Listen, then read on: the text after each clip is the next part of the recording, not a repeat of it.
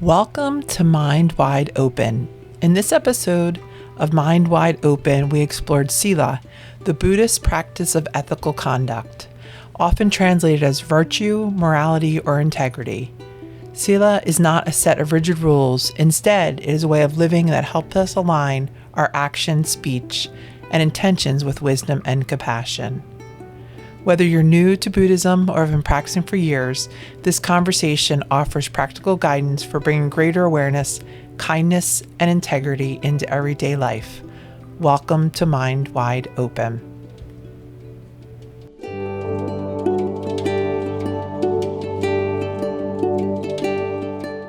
Well, I'm back with Bhante, and we decided we're going to talk about virtues today.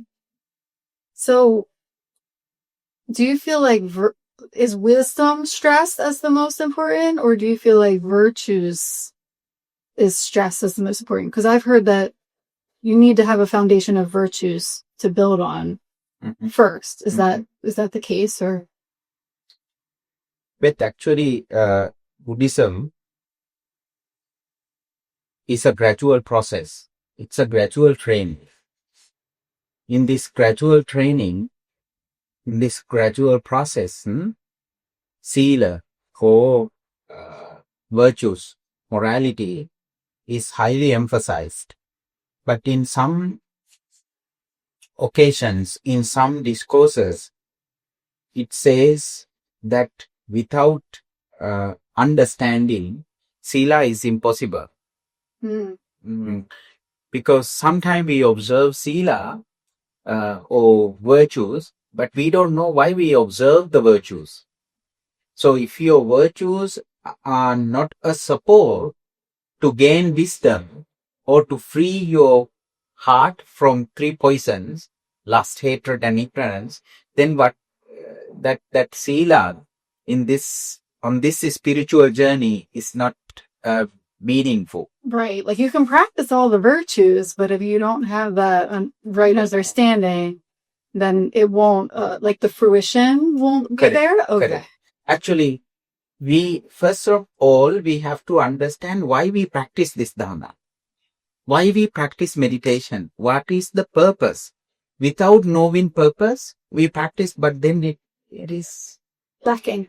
Yeah, we don't know what is the purpose. Yeah. So we have to understand what is the purpose of this practice. So the soul and entire focus should be to eliminate lust, hatred, and ignorance, and to gain complete freedom from those three poisons. That is the sole purpose of practicing Dhamma. So everything that we do on this spiritual journey should support that goal. Right. That's the top of the mountain. That's what we're trying to get to. Every single step that we take, right. Every single movement that we take, okay, should support that, should be a condition for that, to achieve that peak. Yeah. And virtues is part of that journey, but not the end goal. No, virtue is just a condition. Yeah. Virtue is just a support. It gives you a strong support to build your spiritual house. Yeah. On it. Yeah. So it is just a support. It is a condition to build up the house of spiritual practice. So, do you want to talk about earlier? We were reading a sutta about the chariots. Yeah. Even in that, that is in Vigilant Discourse. Actually, that sutta is called Ratha Vinita Sutta, the discourse on chariot.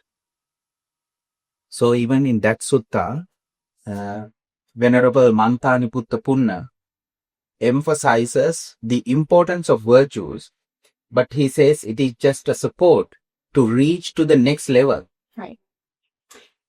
So I was thinking like the energy is already here. Like the energy for this human life is already here. So we use, essentially it has to be geared somewhere. Mhm. So virtues is a good way to Yeah. gear our energy Yeah. and your mental quality, Mhm. right?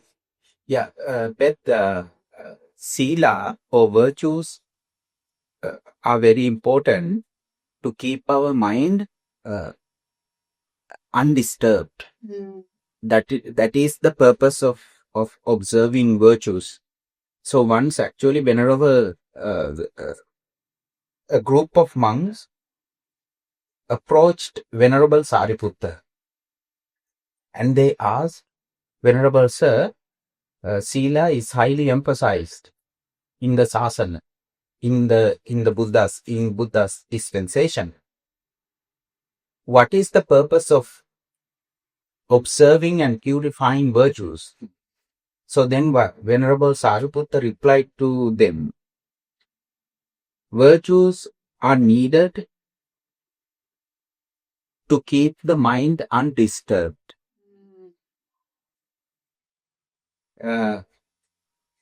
But we practice meditation. Even when I teach, I emphasize this. We practice meditation. We want to learn. We want to get rid of these three poisons. We practice mindfulness and do all these types of things. But I don't see that much emphasis on virtues. Yeah. Virtues is not discussed Enough. So especially in the West, Yeah. Virtues are not emphasized enough. Yeah. I think we have to emphasize it because people are trying to build up a nice spiritual life. So we have to emphasize the importance of virtues. So good qualities, basically. Good qualities. Okay. Do you want to name some of them? Like the most, I mean, there's a lot, I'm sure. Or the most important ones? Or Actually, those are qualities. Like Sīla, the word Sīla is translated as morality. Yeah. Okay. Precepts. Conduct. Good behavior. Virtues. Yeah. So we have virtues, good precepts, like abstain from killing or harming any single living being. Yeah. Right? Yeah. So that becomes a virtue that you observe. And when you observe that virtue for a long period of time, it can please your mind. Yeah. Actually, it creates a happy space in your heart. Yeah. So now whenever you think of your precept, your good quality of refraining from killing living beings or harming living beings, then you become, oh, I don't harm anyone. Yeah. I don't kill any living being. Then your heart becomes happy. Yeah. And that happiness is what we need. Yeah. Then your mind is elevated. Yeah. Elevated to a higher level. Yeah. Now, that also, what is the importance of having that happiness is, that happiness naturally and automatically opens the way into tranquility. Yeah. Right? It's a process. Now, that is why we mentioned it is a gradual process. So, your Sīla, your virtue, paves the way, opens up the door into the tranquility. And then your mind is in tranquility. Yeah. So that is one precept. And abstaining from stealing is another quality or another precept. Or abstaining from sexual misconduct. And abstaining from telling lies. And abstaining from having intoxications. So those are the 5 precepts for lay people. Right. There are more for monks, bhikkhus and bhikkhunis, monks and nuns, high ordained monks and nuns. Yeah. Yeah. So I feel like early on, something I learned was, let's say you do something like I did, like wrong actions, right? Like immoral actions, let's say. Now I have to suffer because I have remorse and regret over that. Yes. So I saw that like, because of those actions, now I suffer. So essentially, refraining from those, you don't have to suffer because there's nothing to have remorse or regret over, right? Right. We were talking about that earlier. Yeah. Actually, because of our wrongdoings in the past, we suffer now. Because of the wrong decisions that we made in the past, we suffer now. But now we keep our precepts, our morality, our conduct purified. Of course, we have to accept the fact that we suffer because of some things that we did in the past. So it is like a karmic cause and effect. Yeah. Right? Right. Results. So we go through that with a lot of patience, with a lot of compassion. Yeah. And actually that I think we have to use even that suffering to make our heart stronger. Yes. It's like a necessary part. Lesson.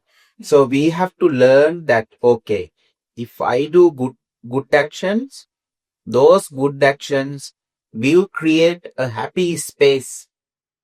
If I do bad actions, then bad results will come. Yeah. You see it. We see that actually. If you look at your experiences and your mind, you see. Absolutely. This is... So that's why I feel like that's why I understood, like, oh, that's the point of the virtues. Yes. You know? That's true. Actually, that is why even Buddha mentioned that there are some people, they commit bad things happily. They commit bad things happily. But later on, they regret. So then Buddha says, don't do those types of actions because suffering follows you. Yes. Then again Buddha says, you commit good actions and happiness follows you. Now you engage more in those actions because happiness will bring you to another level. Yeah. The cart that follows the ox. Yes. And the shadow that never leaves. Yes. Right? Yes. Yeah. The suffering is the cart. Yes. Following the ox. Yeah. When we do the bad actions. Yes. Yeah. That's true. We were just talking about how, but sometimes people don't like to be told what to do and they don't like rules. Right? Yeah. We discuss. Like, don't tell me I can't drink. Or, like, I think people, that's their habit. Right. Like, But there is a discourse actually. In that discourse, Buddha says, do not teach the importance of virtue to someone who does not appreciate virtues. Then we create aversion in his mind, more aversion, more anger, more hatred in his mind. For example, let's say there is someone who kills animals or who hurts animals. Then if you go to that person and say, don't kill animals, don't hurt animals, then that person would for sure get upset, get annoyed with you. More suffering. Yeah, more suffering is created in his mind. And then again, that teaching is also not meaningful. Yeah. Like their mind's not ready to hear it or receive it. So, you have to determine. Yeah. Sometimes actually, that's why it is in the West actually, karma is not easy to discuss. Right. Yeah. Because sometimes, like, if you're not ready to hear it, you're not ready, Yeah, you have to accept that. Yes. Yeah. There is a nice story that happened in one of our bodhisattvas' life.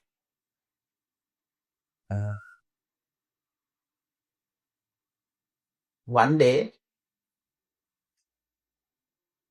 the king went to a park.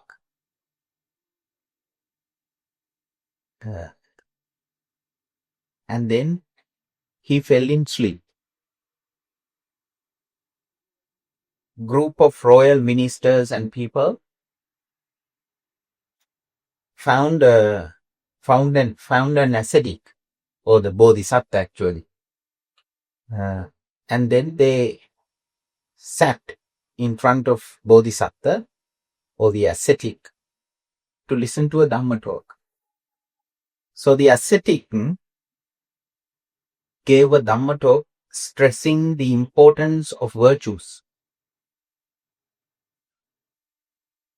All of a sudden, king woke up and then looked around, and then he saw his group of people are sitting in front of this ascetic, listening to him. He also approached the bodhisattva ascetic and sat down to one side and he started to listen to the Dhamma talk. So the Dhamma talk was on importance of virtues, morality. Now it's so, he could not tolerate any single word delivered by the ascetic. He was so unhappy. Because he was lacking virtues himself. Okay. Yeah, he was not a righteous or virtuous king. He didn't like to hear a single word. But now he can do anything.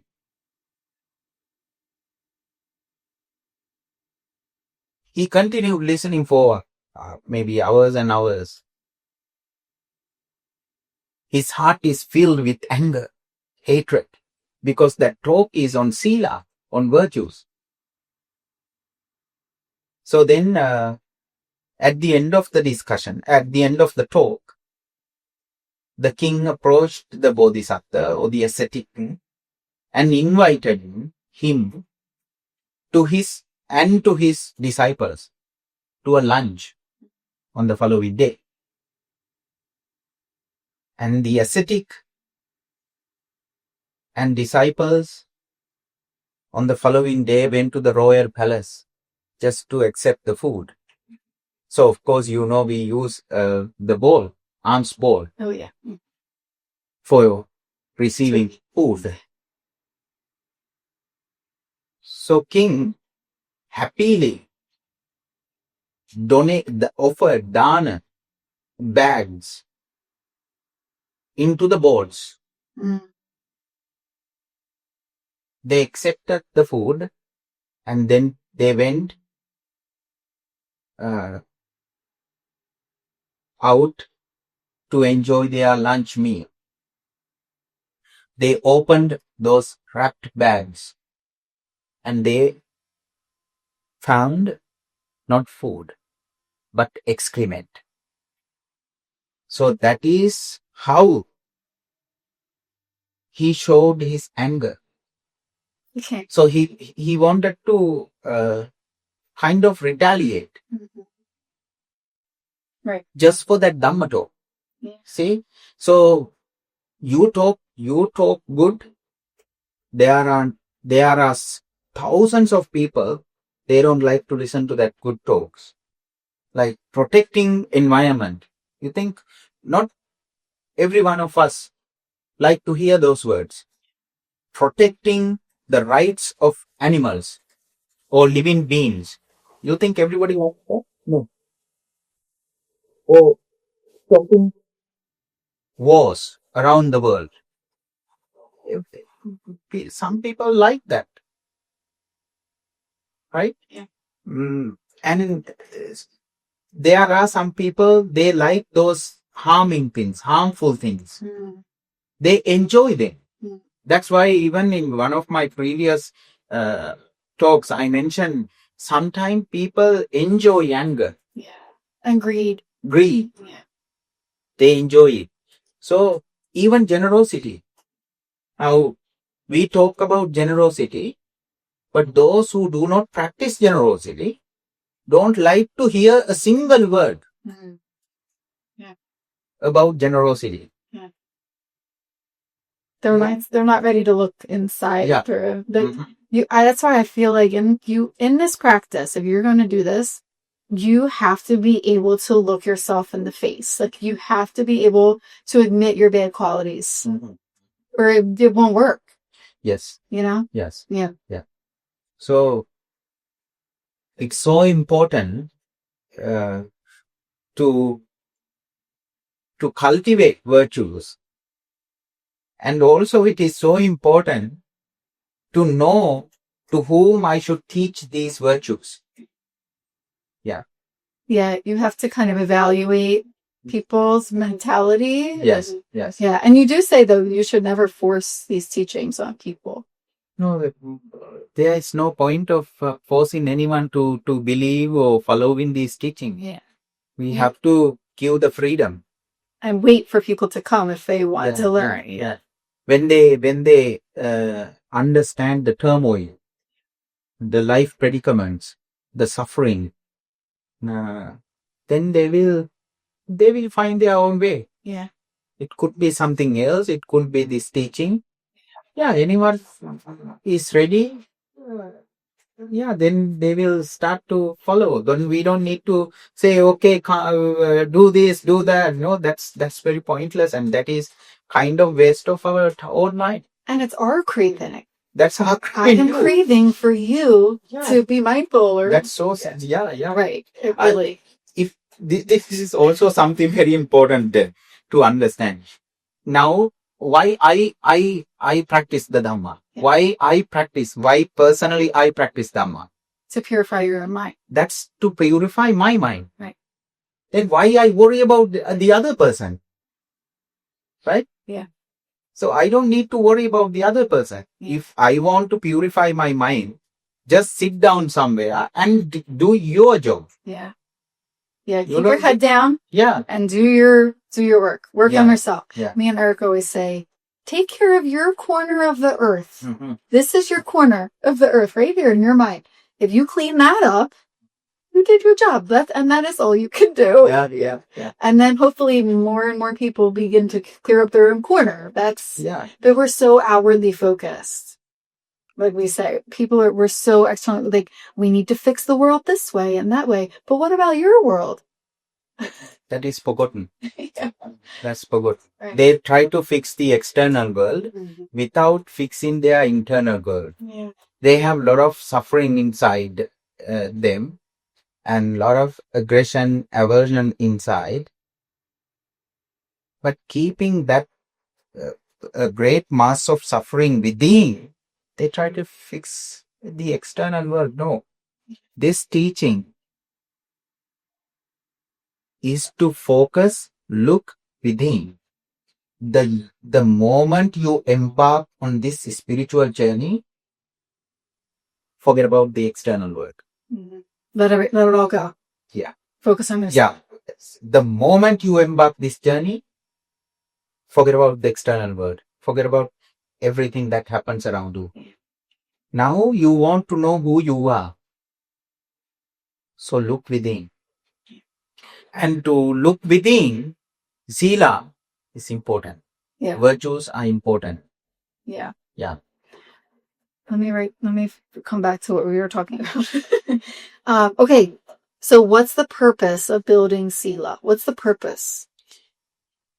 As I mentioned, the purpose is totally to eliminate the lust, anger, and ignorance. Mm-hmm. That should be the purpose of Sīla. Mm. But Beth, actually there are so much benefits of keeping your Sīla purified. Mm-hmm. There is a nice stanza. Sīlena sugatin yanti. Sīlena sugatin yanti. Your destination is decided by the Sīla. Mm. So, of course, as Buddhists, we believe in karma. We believe in afterlife. Changing though. Changing, not permanent. Yeah. Right. Not permanent. It is changing. Right.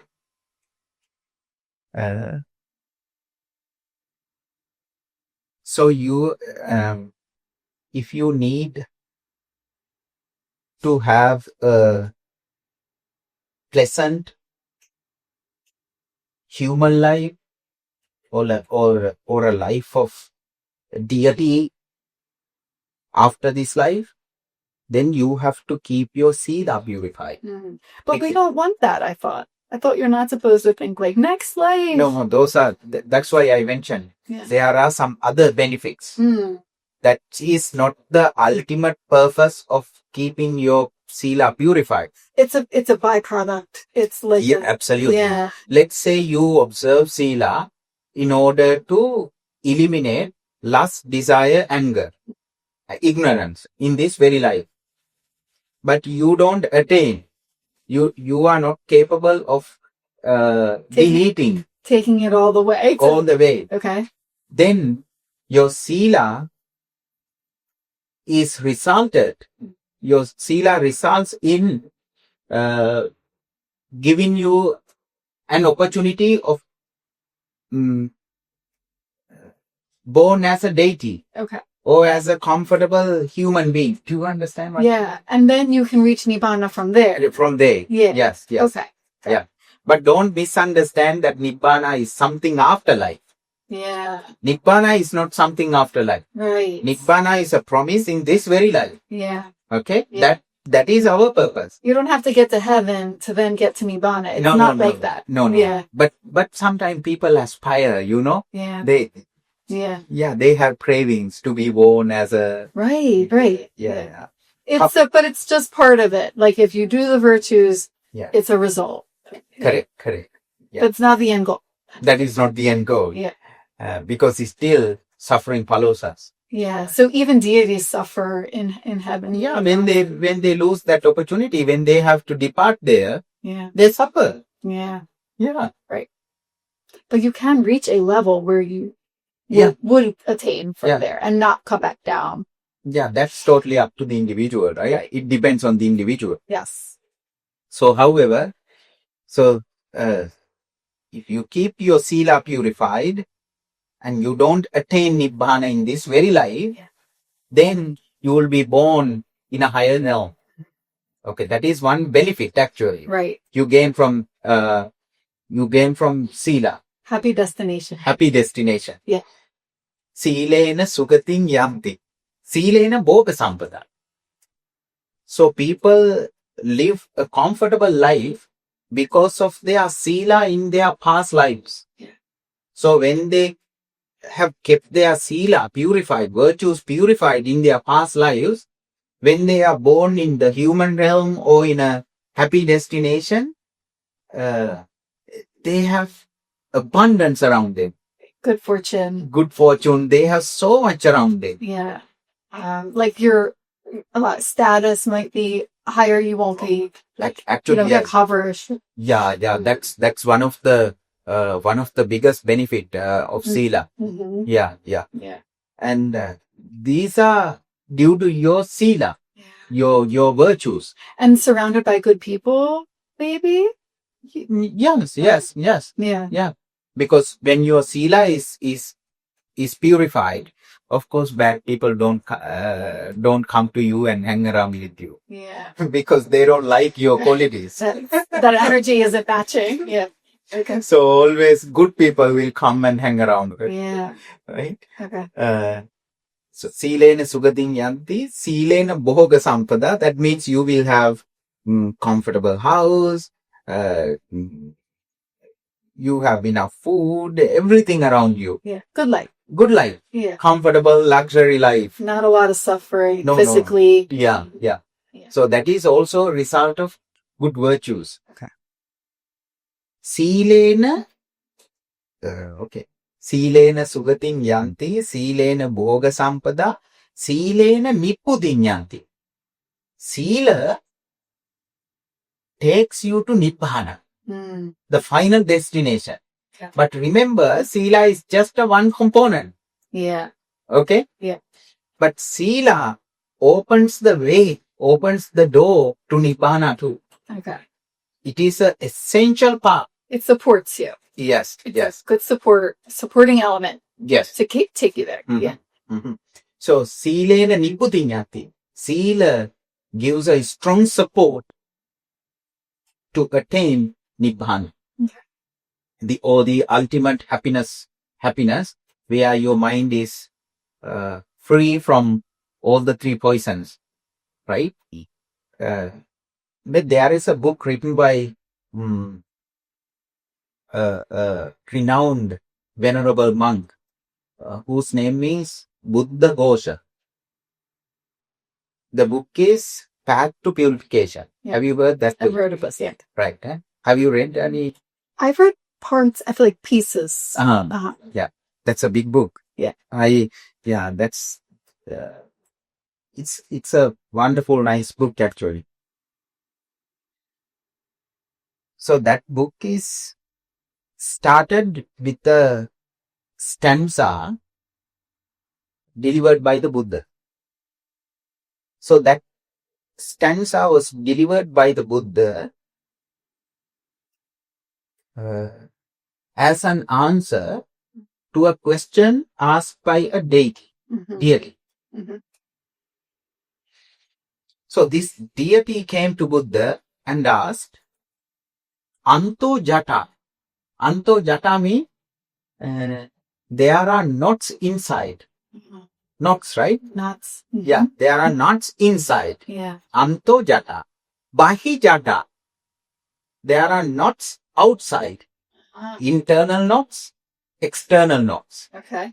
Jataye Jatidapaja. The generation is entangled in knots. Yeah. Tantang Botama Pucham. Venerable Sir, that is why I am here to ask you a question. Ko imang vijate jata. My question is, who is capable of untangling this knot? So what is the internal knots? Internal knots mean internal attachments. Right? Yeah. Lust, craving, ignorance, internal. Yeah. Knots outside, external knots. What are they?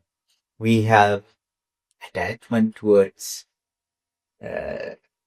so many different things outside. Right?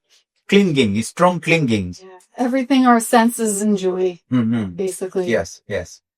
And now, the individual or the generation is entangled in these internal and external knots, attachments. Yeah. The deity is asking, who is capable of getting rid of these attachments? Buddha says, Sīle patitthāya naro sapanna. Based on virtues. See, that is how he started. Yeah. That was the answer, okay? Yeah. Sīle patitthāya. Sīle patitthāya means based on, depending on virtues or grounding on virtues. Naro sapanyo, the wise person. Sīle patitthāya naro sapanyo. Chittam paññanca bhāvayan. Chittam means mind. Yeah. Paññam means wisdom. Bhāvayan means develop or cultivate. That is the that is also a word comes from the word bhavana. Bhavayan. Bhavana.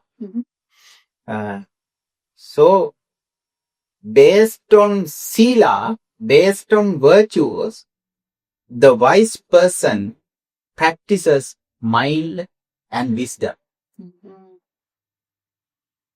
Chittam paññanca bhāvayan. That person is capable of eliminating these internal and external knots. That means arriving at the ultimate peace of Nibbana. So Sīla is very important. Yeah. Okay. Mm-hmm. So what should we focus on? Like the precepts mostly? Like generosity, just good moral conduct. Mentally, physically, and verbally. Actually, there are 3 doors that we have to protect. That is what exactly you mentioned right now. Verbal actions, physical actions, mental actions. Which is karma. Yeah. Same thing. Yes. Yeah. So, keep your verbal actions purified. Don't use gossip words. Don't talk gossip. No cursive words. Right? Okay. No hurting words. Harmful words.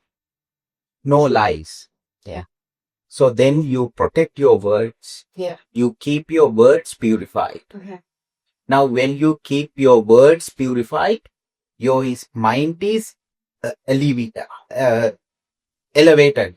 Your mind begins to enjoy happiness, inner happiness. Because there's no negative effects. Yes. Yes. That you have to see that correlation. Yes. That like when I do these, there's no suffering for me or anybody else. I don't have to have remorse or regret. Like, oh, why did I say that? Or I shouldn't have done. It's like you see the effects. Yeah. Yeah. Maybe, let's say that maybe to break this pattern, to break the habit. Let's say we have been practicing those words, negative words for a long time. Now to break that pattern, that habit is not easy. No. But still, even though with so much difficulties, hardships, you break the pattern and you train your mind to practice good things, those good things will bring about happiness. Yeah. Yeah. Even with difficulties, you practice virtues. Yeah. Even though it is difficult, practice virtues. There's like a long list of things you shouldn't talk about. I'm like, we'll just never talk again because it's like all people talk about. That I don't know how many it is. We don't have to go through all of that. But. I think we can have a nice discussion about those 10 speeches. Yes. Actually, to avoid. Yeah, there are 10 speeches.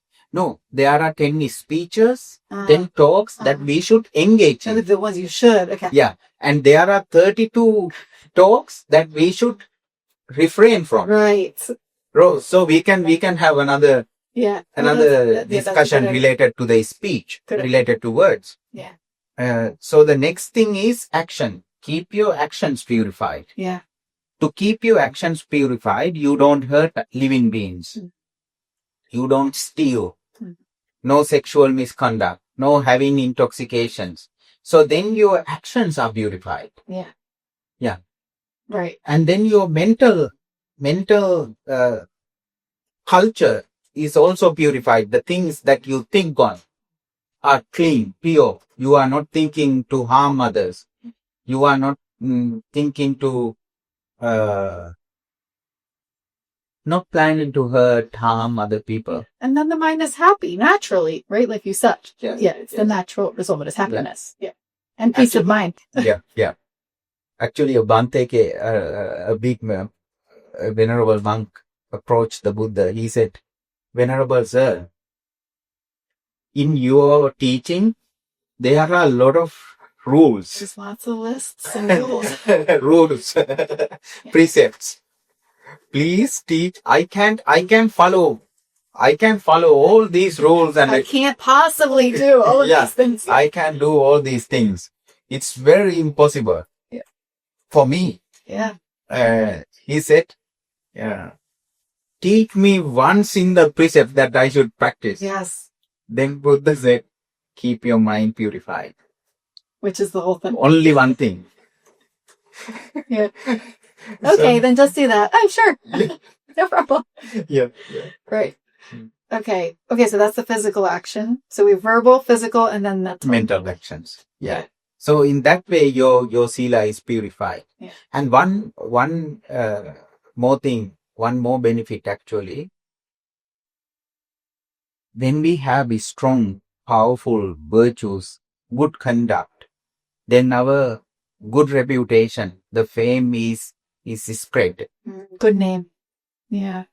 And then we don't have fear approaching people. Yeah. Those whose virtues are not strong always fear the society Yeah. and people. Yeah. Those who have good conduct, good virtues, they don't fear.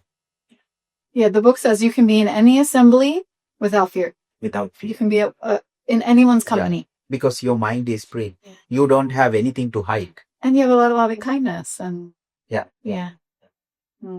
Okay. I think that those are the 5. Good fortune, good name. We're competent in any assembly. Happy destination. The last one is dies unconfused. That's the last benefit. Yeah. That's What does that mean? That means actually, sometime when people are on the deathbed, their mind is confused. They fearful. They don't like to leave the place. Their mind is not peaceful anyway. Yeah, they're worried about leaving their family members, and sometimes they also begin to recall the bad things that they did in the past. Negative actions. They worry, they regret, they remorse. So much remorse in their heart. I did this, I did that in the past. So that's why it is so important to keep the Sīla, virtues purified, because on the deathbed, we can be happy thinking about all the good actions, because our whole life is filled with good things. Yeah. Now, no bad things can appear. Yeah. Quickly, before we can talk about, and I've heard that in Buddhism, the final moment before you die is an important one. We don't have to get that far into it, but I remember thinking, what do you mean? How could that last moment determine where you go next? Because I'm like, you could do all the good things, and then in that last moment, you have a negative thought, and then it brings you to like an unhappy place. But can you just briefly explain what that means? Yeah. That's a big question, but this is how I can answer. So that the last thought is very important. Right. Very important, because your mind is clinging to that last thought. Okay. Let's say you are performing good actions throughout your whole life, and from nowhere, a bad thought arises at the last moment, as the last thought. Now you are clinging to that. But and your next life is determined by that thought. Right. But actually, that thought is not very powerful. It's not strong. Not strong. Mm-hmm. Yes. Yeah, you said so we don't need to worry about those. Right. Yeah. Okay. But actually, it happens very rarely. Okay. But we can't. We can't exactly say, okay, this is how it happens, because we don't know. We refer to the teaching. Yeah. However, that thought is not powerful. It's a very weak thought. Yeah, it will result. It's like a short-lived thing. Life. Yeah. I remember reading, or I think you taught us that. Yeah. So if we have good virtues, we'll die in a peaceful state. Absolutely. Which is good. That is what we need. Yeah. Right? Yeah. We came here nothing. Yeah. We didn't have anything. We didn't bring anything here. Yeah. And when we leave here, we should go with a peaceful, happy mind. Yeah. Not with so much burden, not with so much clinging and attachments. Mm-hmm. Because we know we can take anything, except the qualities. Yeah, our qualities stay with us. Only our qualities, only our happy mind. Why we leave this life with so much discomforts. Yeah. Why we live this life with so much unhappiness, Yeah. unrest. Oh, just happy relief. Yeah. Yeah, Yeah. yeah. Now you enjoy your destination, and when the moment comes, just happily live without no clinging. Yeah. No agitation. No. And yeah. Yeah. That's, okay, good. Okay. All right, wonderful. That's enough for today. Okay. Yeah? Very good, Beth. Yeah. Okay, thank you, so Bhante. much. Yeah. Great. See you next time. Thank you for spending this time with us on Mind Wide Open. If something in this episode resonated, carry it with you into your day, your conversations, and your moments of pause. To learn more about Bhante and the teachings of the Dhamma, visit mindfulpa.org. Follow us wherever you get your podcasts and visit mindwideopen.org for more episodes and resources. Until next time, stay present, stay curious, and keep your mind wide open.